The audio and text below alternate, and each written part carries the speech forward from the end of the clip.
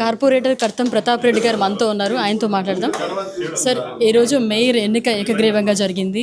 So మీ అందరి సమక్షంతో ఏకగ్రీవంగా జరిగింది. సో ఎలా ఫీల్ అవుతున్నారు సార్? ఈరోజు గిరిజన మహిళని మన కూటమి ప్రభుత్వం అందరూ కూడా మన పురపాలక మంత్రి నారాయణ సార్ కానీ, సేదరెడ్డి గారు గాను, ఏమిరెడ్డి ప్రభాకర్ రెడ్డి గారు, కూటమి పెద్దలు, జనసేన, బీజేపీ అందరు పెద్దలందరూ కలిసి ఈరోజు ఒక గిరిజన మహిళని ఈ స్థానంలో కూర్చోబెట్టారు. ఆ అమ్మాయి చాలా మంచి వర్కరు. కార్పొరేటర్గా ఆ ప్రాంతంలో నిత్యం తిరుగుతూ ప్రజా సంక్షేమ పథకాలన్నింటినీ కూడా ప్రజలకు అందించారు.